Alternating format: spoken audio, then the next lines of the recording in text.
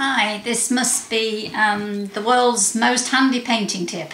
If you've got small objects to paint, and particularly sort of three-dimensional, these little strips of wood for instance, I want to paint round three edges and the top. It's a real fiddle to do holding them in your hands because obviously wherever you've got your fingers you're taking paint off and leaving a mark, so you're wiggling and jiggling all the time trying to paint all of the planes and put it down to let it dry.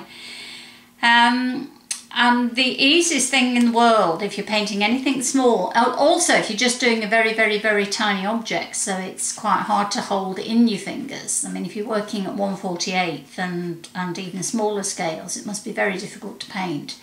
So all you do is you get a golfing tee, any old golfing tee, again good old dollar shop, and you get hundreds of them. I'm sure you must be able to find them somewhere quite cheaply in the UK as well.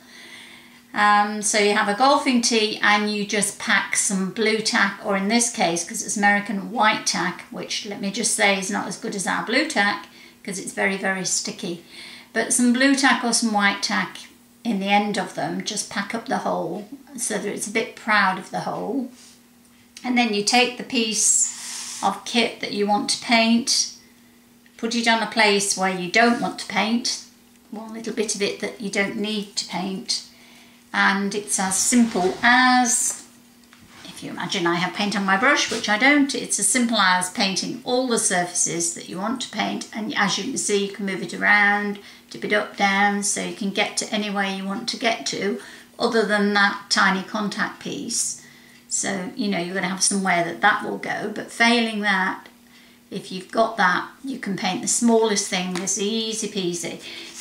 This is a piece of polystyrene packing foam out of something at some time. I've no idea what, I just keep things that I think might be useful.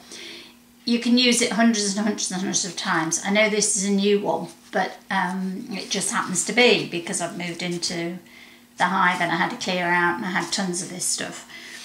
But this will be used hundreds of times. You can bodge stacks of holes in it and you can reuse the same holes. So you just literally push that in and leave it to dry. So it's doing a lot of things for you. It's letting you manipulate a small piece, paint all the sides of it, and also then giving you a nice neat place for things to dry, because you can clearly move that around dead easily without disturbing your pieces that are covered in wet paint. Okay, this isn't invented, if you like, by me, so I'm not taking credit for it, but I can't credit it either. I've no idea where I picked it up, but I picked it up somewhere right at the beginning of starting my doll housing, and it's been the most useful thing I've ever learned, I think, as I've gone along. So I hope this helps you. Okay, bye.